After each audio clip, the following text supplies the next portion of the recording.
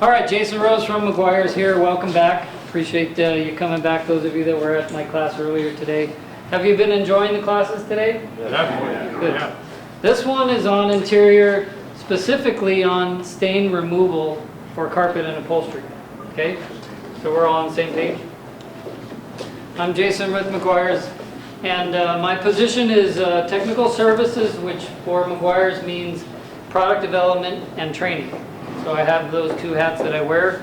What I do today with you folks is the most fun I can have with my clothes on. Somebody paid me to say that. This is a family show, right? Not anymore. Do I have to put the ratings on the... Yeah. Carpet and upholstery cleaning. So we're going to start with... I'm going to ask you a couple questions. This is an interactive seminar. All right. So who are my professional detailers in the room? I got a few of you guys, yeah.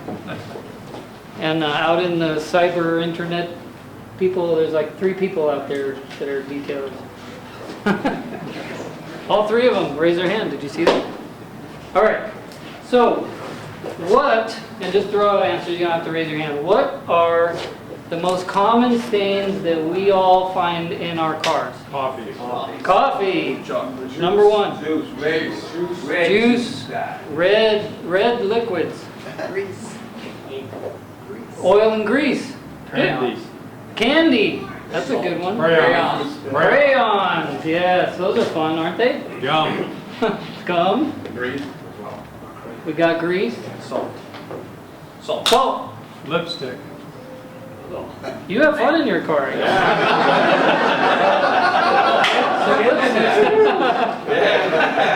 Okay, we're all riding home with him. That's right. You are. Okay, so you get the point. There's a lot of these stains. Now, specifically to the professional detailers in the room, what are the most common carpet and upholstery cleaning processes that we as professionals do? Extractors. We use extractors, yeah? Steam, we use steam. Elbow grease. Elbow grease. Yeah, there's kind of some labor involved in this. What liquid do we clean our carpet and upholstery with? All-purpose cleaner plus. All-purpose cleaner plus, all-purpose cleaner, carpet and upholstery cleaners, okay? Good, that's what I was looking for. When you think of those stains that we mentioned, and you think of those processes, all-purpose cleaner with an extractor, with a shop vac, what are the typical problems or issues that result from that kind of approach? Odor? Fabric. It's altering the fabric, and it ultimately looks different after it's been cleaned. It doesn't look as original as it did. Interesting, we're altering the fabric. Stain outlines, very good. Any others? Stays damp. Stays wet for a long time. Have you ever had stains that you thought you cleaned and then they came back? Is that ever, yeah? Phantom You're stains. nodding your heads. Those 3 guys, they're nodding their heads too. So we have an agreement here, right? We have those stains that we listed. We have this typical process that we go after stains with, but there's some side effects and some issues that we're not happy with, right? Right?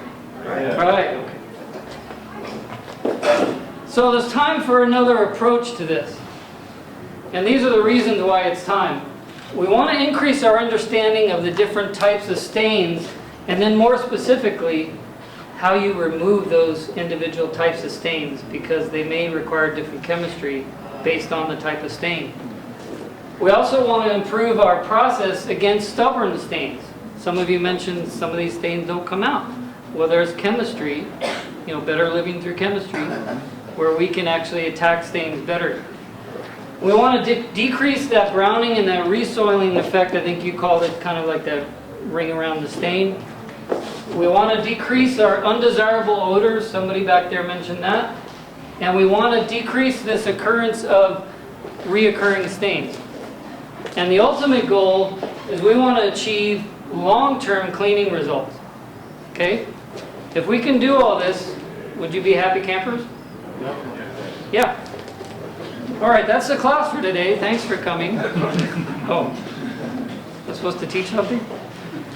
Here are the types of stains that you guys all mentioned, but we're expressing them by type of stain, looking at them differently than you might. There's this thing called a tannin. Tannin is a natural occurring vegetable dye, or it's the colorant that's in certain foods and liquids. This is the coffee, the tea, the wine, those kinds of things, right? Then there's the protein stains that could be dairy-based products or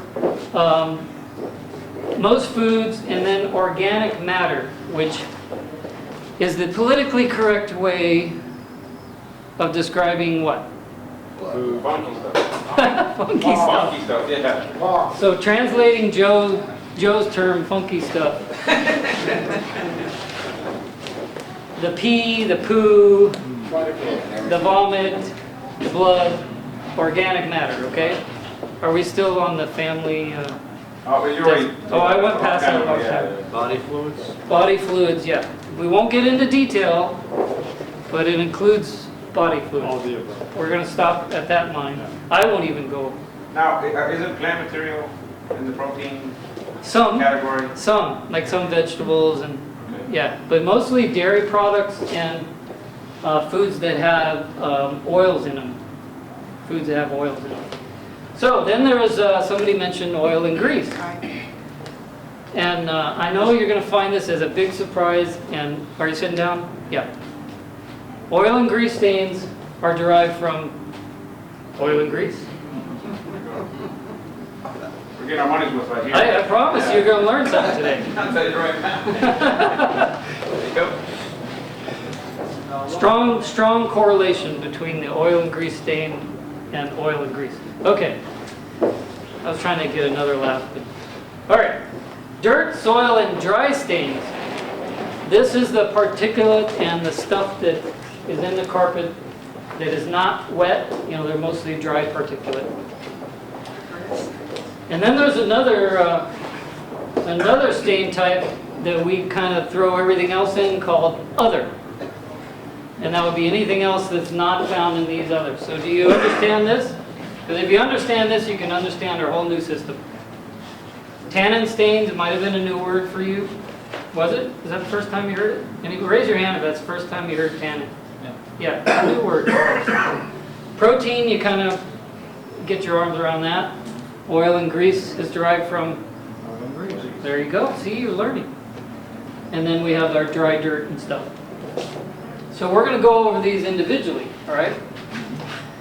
Tannin stains, as we mentioned, are coffee, tea, wine. These are examples of tannin stains. There are other types, but these are the most popular. Unfortunately, this one gets in cars a lot. Don't know why, but it does. Protein stains, the milk, the foods, which includes chocolate, because it's a very oily food. And then organic matter, including blood and all the other things that we mentioned. You with me so far? Yep. So oil and grease, this is how this happens. We park our cars, we dump the oil and grease, then we walk through parking lots, then we jump in our car and deposit that oil and grease on our carpet. It's a very common, popular thing that we like to do to our cars. Then we have dirt from the bottom of your shoe, maybe mud, that you then get in your car, it dries out, and that becomes a dry stain. Any questions so far? Because the fun's about to start. Okay, so I'm going to jump into techniques. So without talking about products, these are different techniques for approaching carpet and upholstery cleaning. The first one is called dry brush and vacuum. This is an approach where if you take a dirty floor mat, right? Before you vacuum, you take a brush like this and you do a dry brush. And basically you're just, oh, you can see that come right off. You're fluffing up the fibers. What you're doing is loosening the fibers so that the particulate that's down low into the carpet is now fluffed up. When you come back with your vacuum wand, you're more efficiently removing that particulate rather than if you're trying to remove stuff from lay down fibers. Yeah? Very, very important first step in any cleaning process for carpet and upholstery. These techniques are how you dispense the product onto the fabric or the carpet. You can squirt it or you can spray it. Spray it. You can spray it. That's right. I'm not The lens of the camera is the glass. It's so easy with high notes. I cracked it. I think my teenage, voice change happened a long time ago. Anyway, I'm in your way. So, spraying and squirting. Now there's a good time for either one. If you have cloth carpets or cloth upholstery, cloth seats, especially the microfiber or the sport seats, you don't want to spray on those. If you have a cleaner, when you spray it, it instantly starts working on those fabrics, and you're going to have highs and lows in terms of your cleaning. So you want to spray it on your applicator and then wipe it on upholstery so that you get an even cleaning. You with me? Yeah? Now squirting's good on carpet for an isolated stain. And one of the biggest issues that we as professionals have for isolated stains is we spray all-purpose cleaner, then we take a brush and we agitate, right? We do this? Right. What we just did is loosened up this spot and moved it around. Happens with a lot of stains. So by squirting, you can actually isolate the spot and work on only the spot and not move it around the whole area. Yeah, makes sense? Some of this might seem basic, but you'd be surprised how many of us professionals don't do this.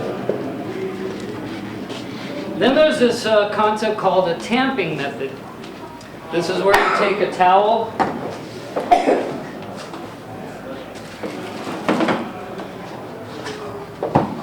you work on an isolated stain, you take a towel, lay it over, just like you're hammering, just beat the carpet.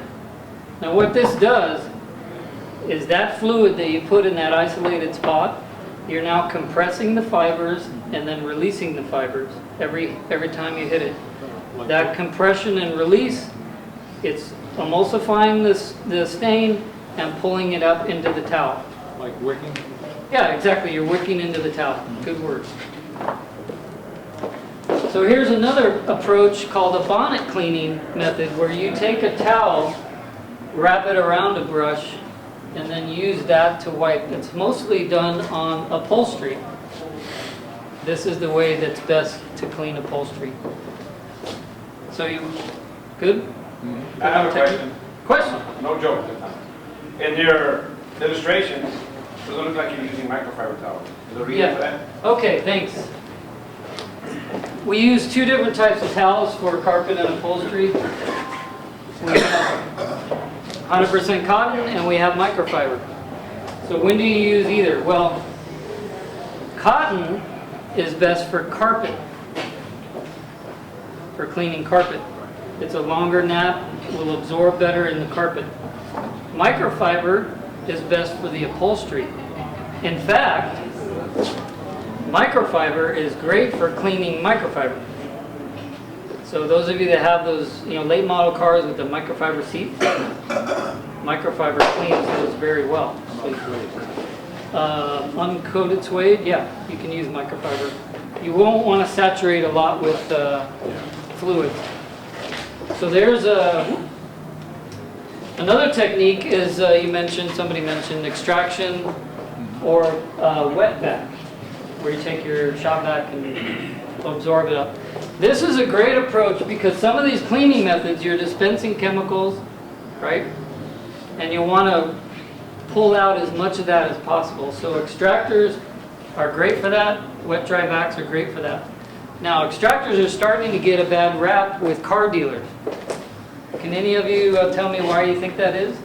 Where car dealers are saying to their detail departments, I don't want you using extractors anymore.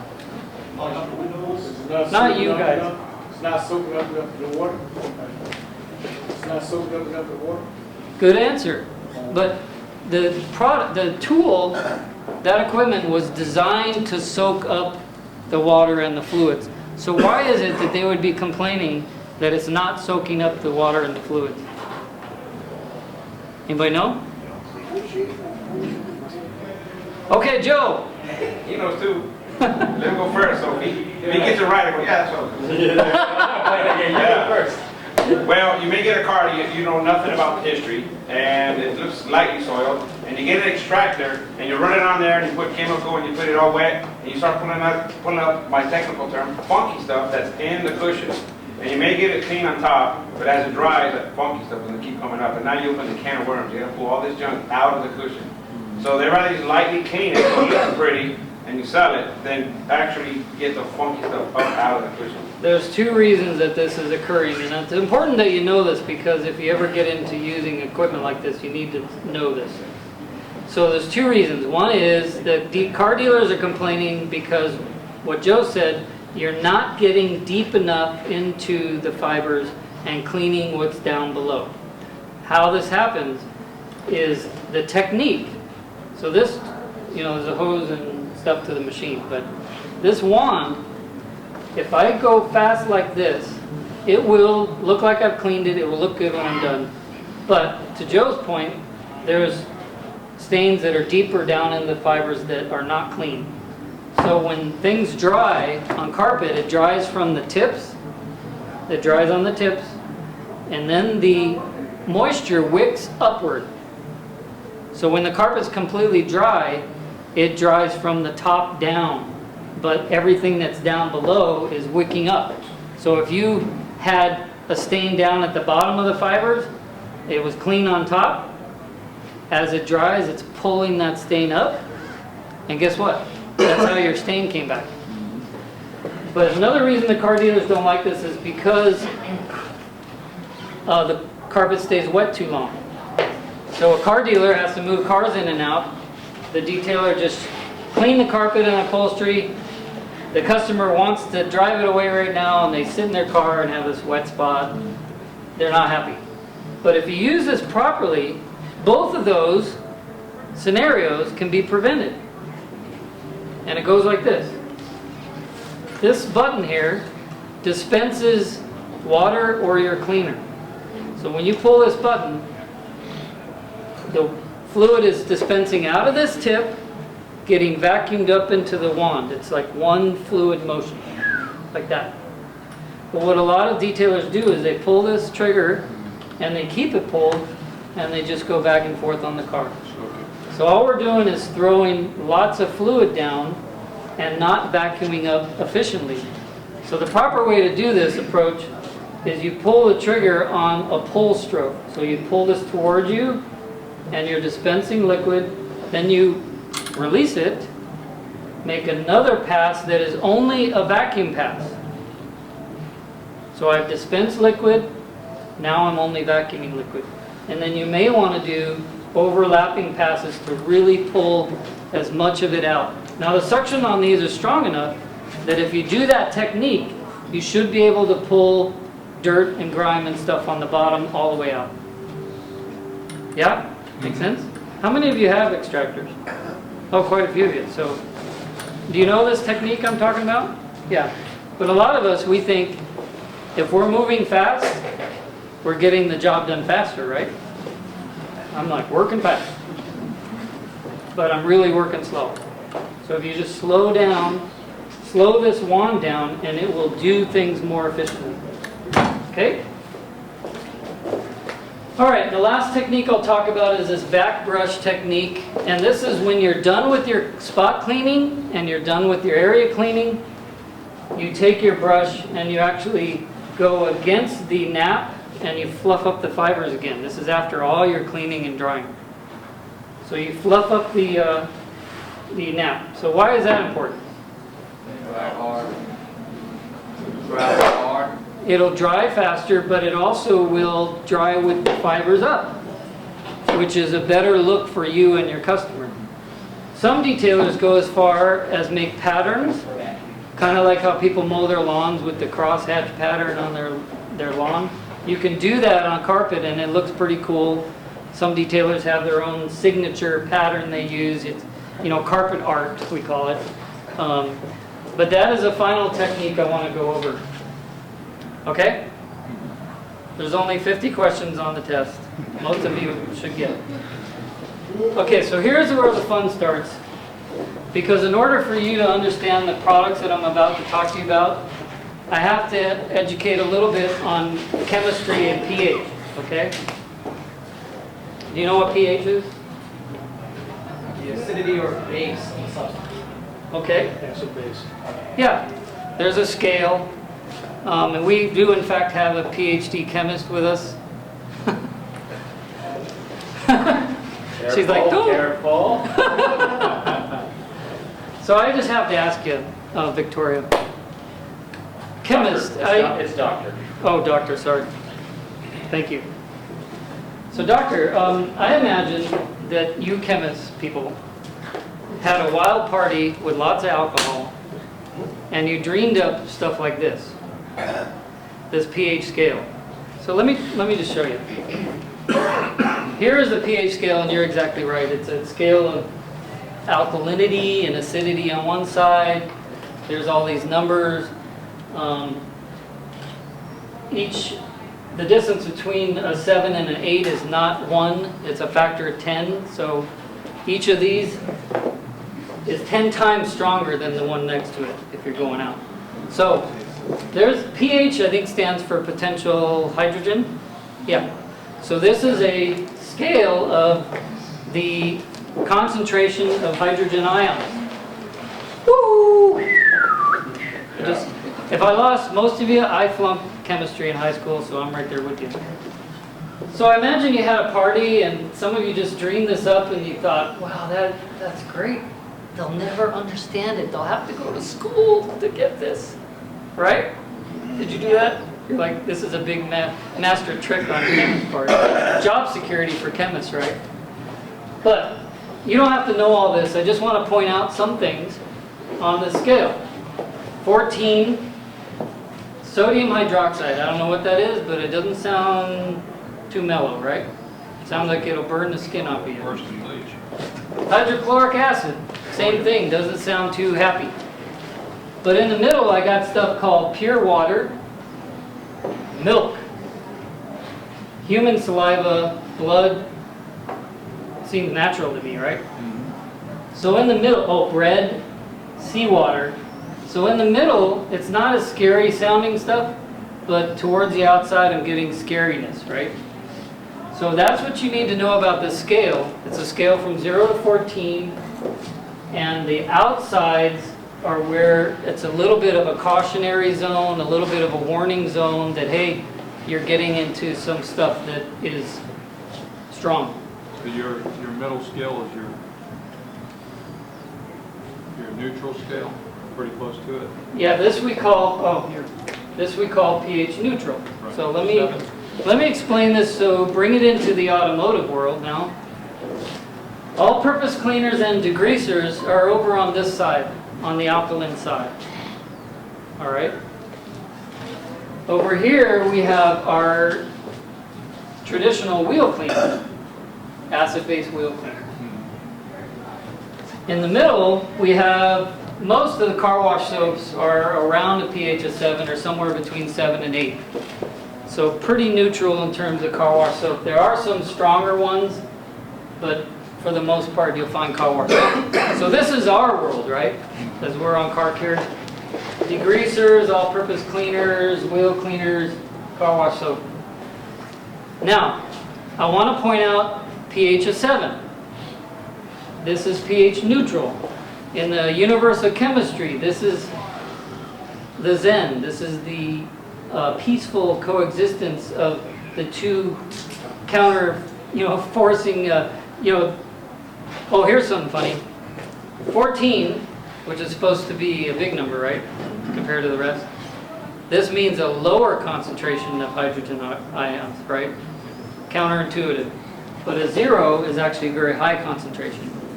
But in the middle, a lot of people who understand pH, which I think some of you do, they think that pH 7 being neutral is not alkaline and is not acidic. But the reality is that it's a peaceful coexistence of both. It's not the absence of either one. It's both of them in the same place at the same time. So this is our happy place. What we want to do when we're cleaning carpet and upholstery, we want to go to our happy place. What we're doing now with all-purpose cleaner is we are leaving this residue in carpet, and we're leaving a high pH in carpet. And I'll expand on that in a minute here. So degreasers, all-purpose cleaners leave fibers in an alkaline state. This high pH contributes to resoiling. I will demonstrate. Dirty carpet mat, right? So we go about our business. We get overnight moisture. I'm from California, so I have to describe it in overnight moisture. Because in Florida, it's like rain. Or dew. Or dew. So we around moisture, especially in the morning and the evenings.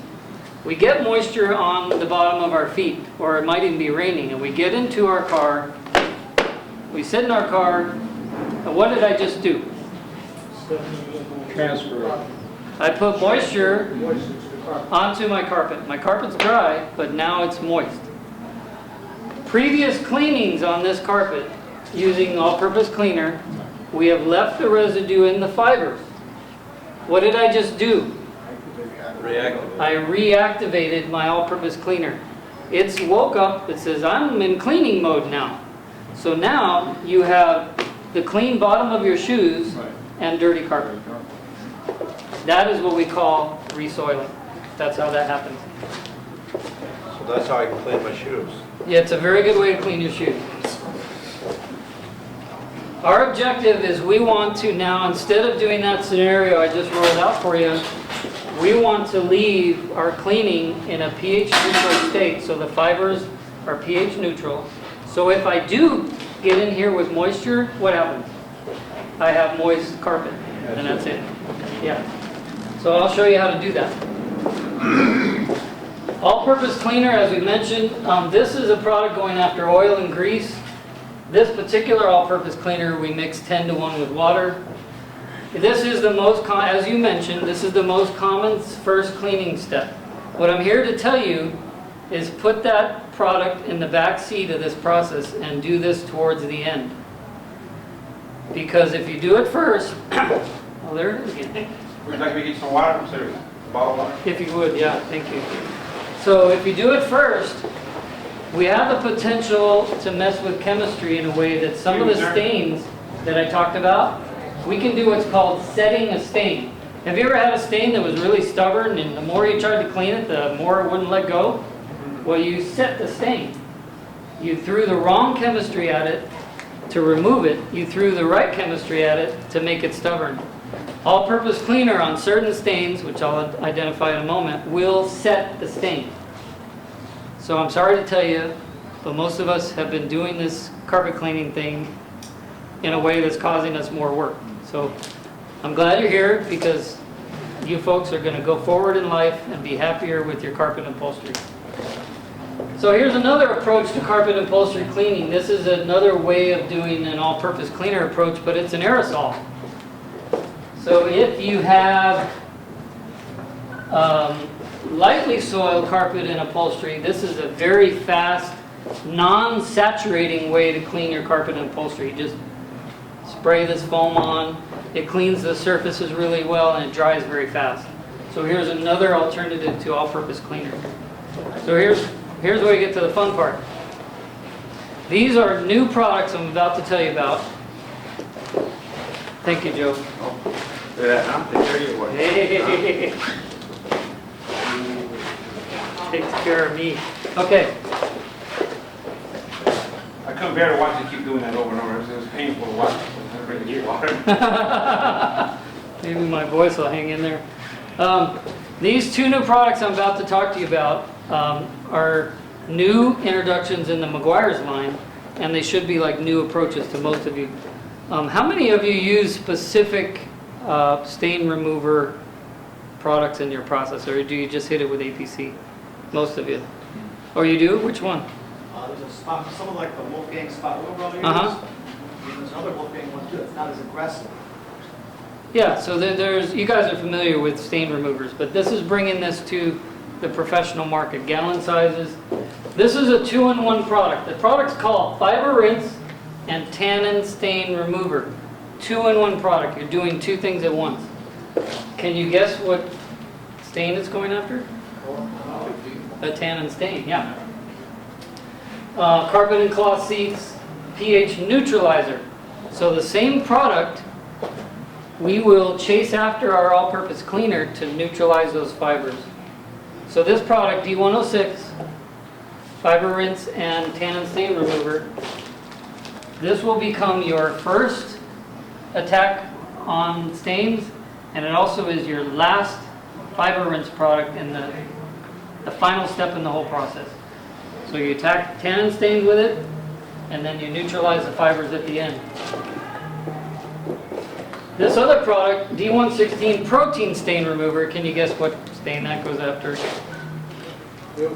Protein. So this one is effective on microfiber seats, does a really good job cleaning those. It is an adjustable product that you can adjust the strength, just like all-purpose cleaner. We mix at different ratios. This one can be dialed in for different things. Now, RTU stands for what? Ready to use. Ready to use, full strength. So I would use D116 Protein Stain Remover, full strength on severe stains. Now, I would describe severe protein stains as urine, some of the vomit, there was a third one. Blood? Blood actually is not too bad. Yeah. So the body fluid stuff. So you can use it full strength on those heavy stains. Happened again, Joe. Hey, the only thing after the water is testosterone injection. So drink that up and we'll see how it goes. Water's working great. All of a sudden. Steroids or something. The other thing you can do with this product is mix it with the D106, the Fiber Rinse, and it will give it a boost of cleaning power. Another boost of cleaning power is you mix it with all-purpose cleaner, and you want to do that on stains that are oily in nature. Mayonnaise and some of your dairy products, ice cream, things like that. So those are the two products, Fiber Rinse and Protein Stain Remover. So here's those stain removers we talked about and the corresponding product. Tannin Stain Remover, Protein Stain Remover, Oil and Grease, all-purpose cleaner or the aerosol approach. Dry soil and dry stains. You can use all-purpose cleaner on those, but I'm here to tell you that when it comes to dry stains, that dry brush and vacuum approach that we talked about in the beginning is the most effective way to get that stuff. In fact, and this is a statistic in the professional carpet cleaning industry that cleans hotels and residences, there is a percentage of particulate removal when you dry brush and vacuum properly, and it is 72%. So this floor mat here, with all this stuff in there, 72% of all this I can get out by just dry brush and vacuuming. So as professionals, you should key in on this because most of your cleaning is going to happen in that one step. Is that on your website? No, it's not, but I am going to hand out this brochure to you when I'm ready and not before I'm ready. Right. Saved me a lot of writing. Yeah, well, that's why I didn't hand it out yet. Now, your retention is going to be really good, and you'll get a better score on the test. You really will.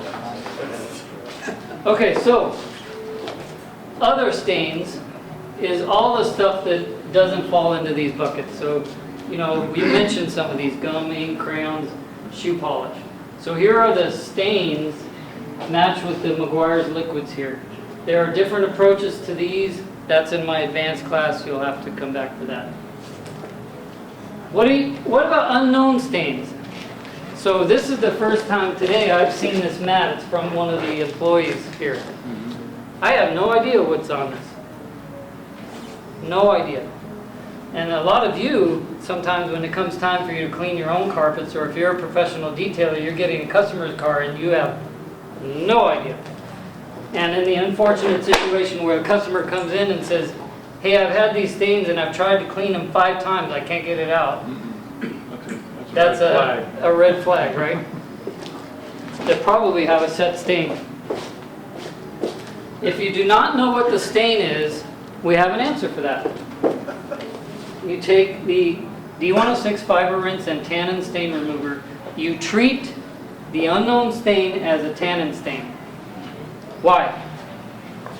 Because you don't want to set it.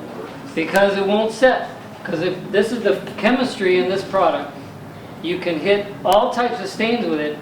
The worst that can happen is it won't clean it, but it won't set it. So now you can go on to the protein product and remove that type of stain. You with me? A little bit tricky here, but always treat an unknown stain as a tannin stain, and you hit it with the fiber rinse and tannin stain remover first. Okay, so here's our new process. We've talked to you about the benefits of dry brush and vacuum. We've introduced 2 new stain removers in addition to the all-purpose cleaner, right? So here's our new process that I'm suggesting professional detailers do on interiors. This will be on the test. Number 1, dry brush and vacuum, and don't forget, you can get up to 72% effectiveness to the one step alone. Step number 2, identify the stains. So if you can figure out that it's coffee, if you can figure out that it's tea, then what? We'll jump right on the tannin stain. If you can figure out that it's a milk spill, then you know you have a protein stain there. Pre-spot, what that means is you isolate the stain with the tannin stain remover to get tannin stains and unknown stains. Then we're going to follow up pre-spotting the protein stains. Then, as needed, we're going to pre-spot the oil and grease. If you don't have oil and grease stains, skip this step, right? Then we clean the full area the way that we've always done with APC. So now you circle back and do what you already know. Brush and shampoo the whole carpet, the whole seat. Then we're going to add this new step.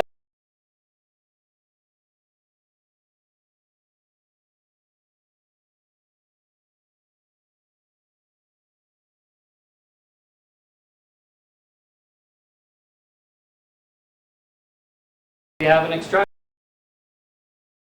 with the extractor and this chemical in there. The last step is what? Burn it. We're going to back brush the carpet to fluff up the fibers, okay? So there's your process. Dry brush and vacuum, identify the stains, clean the unknown and tannin stains, protein, oil and grease, all the clean the whole area, and then neutralize the fibers. Yeah? Sound good? So I'm going to show you a visual demonstration of this. Yancy, how much time do I have? Next class starts at 3. Or it's a 2, it starts at 3, okay. All right, so I'm going to show you this video. It's very short. Do we have sound?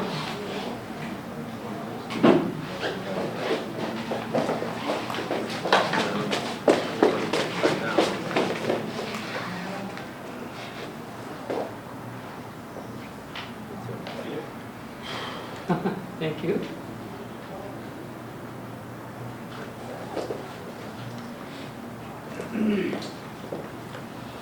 This is background music. So watch the steps here.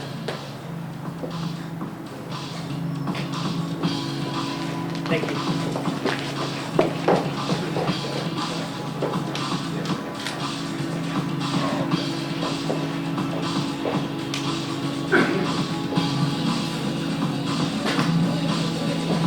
Dry brush and vacuum.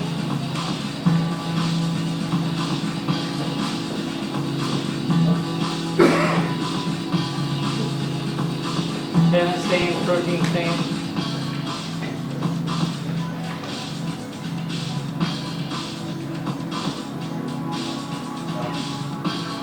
Squirting method. What's happening with my video here?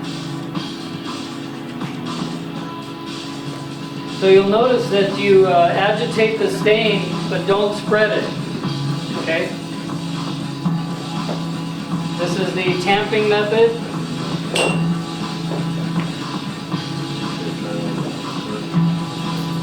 Can't see, the video is not going too well. This is the bonnet cleaning method.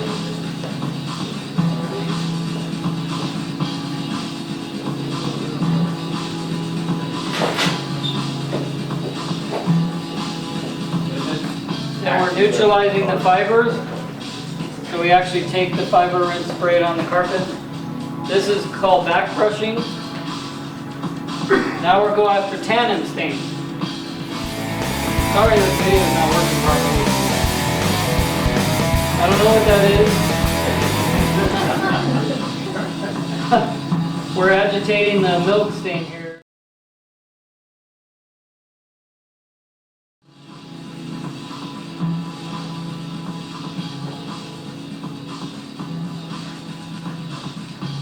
You can see the milk stain there. Agitating the protein stain remover on it.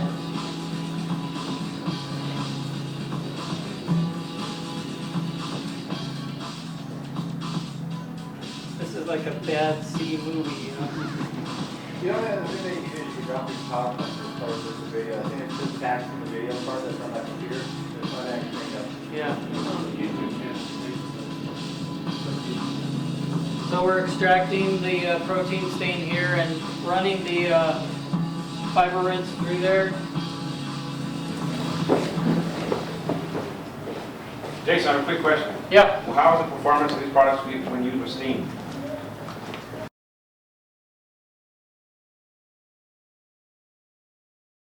Chemicals in most cases. So if you're using the chemicals with steam, they'll make those chemicals stronger. If you're using steam alone, the downside to steam, although it's a great emulsifier, steam will clean really well. That's a given. The one thing that it doesn't do well is if I use steam on this particular floor mat right here, I will get this clean, but what have I not done? Yeah.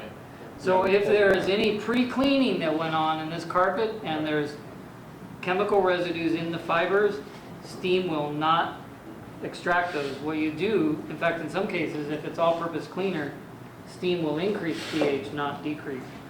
So we're still leaving the carpet in a high pH state. So if you use steam, how many of you use steam to clean carpets? Yeah, it's a great approach. It's a great natural emulsifier, works really good for cleaning. But my recommendation to you is that you get this fiber rinse product. So after your steaming process, you spray this on the carpet, then you're pH neutral. Okay? Did that answer your question? Yeah, so I can still use steam with the products I want. Yeah. And we always follow our steaming with extraction anyway. Yeah. So it'll be fine. So in your case, you may either put this product in your extractor, so your final rinse is with the pH neutralizing capability, or you can do your extraction, take a spray bottle, spray it on, and walk away, and you're pH neutral.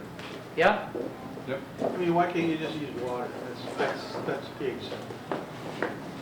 Water will not effectively neutralize pH. It would take way too much water to even make an impact on it. So if you're in a high pH state, you really need to get on the other side of the scale and bring yourself to the happy place. Okay, so what we did here is we reviewed common stains. We talked about the common stain removal process. We talked about problems and issues with that process. And we discussed the need for a new approach. Talked about the type of stains and the cleaning techniques. Then we introduced these new products. Talked about a new stain removal carpet cleaning process. And you saw a very bad example of a great video that we did. So if you want to see that video the way it's supposed to be shown, YouTube, Meguiars.com, anywhere else it's at, Steve? Yeah, Meguiars USA. Hey, Jason, Yeah, is that fiberless, is that acidic? It's counterbalancing with the, I can't tell you, I'd have to kill you. it's gotta be slightly acidic to counterbalance. Exactly, yeah.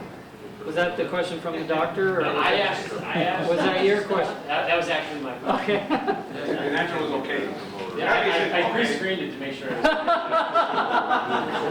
No, you're exactly right. You're playing with chemistry here, and if your fibers are on the alkaline side, then you attack it with something that's on the acidic side, and we're meeting in the middle. Yes? How do you get an odor out of carpet? Sell a car. Oh. No, the first attack against odors, the first attack against odors is you have to go after the source of the odor. You can spray stuff and use ozone and steam it and do all this, whatever you want to do to odors, but if you don't remove the source of the odor, you're still going to have an odor. So that's the first attack, is whatever's causing the odor, you got to clean that. What if you had an animal in the car Yeah. and mess? So you remove whatever residues, whatever the animal left, you remove that, clean it with the methods that we talked about, and then go after the odor that way. Yeah. Big tail on that. What about, in some of these older cars, that musky smell? Let me do that. Musky smell. All the musky smell. Yeah. Going after that. I mean, the whole car smells kind of. Yeah. There are professional odor removal processes, and there's a variety of them. It's beyond the scope of this class. But just know that there's options for odors that are permanent odor removal processes. Let's talk at our booth afterwards. Okay, any of these products, if you see something you like, on the back page of what I gave you,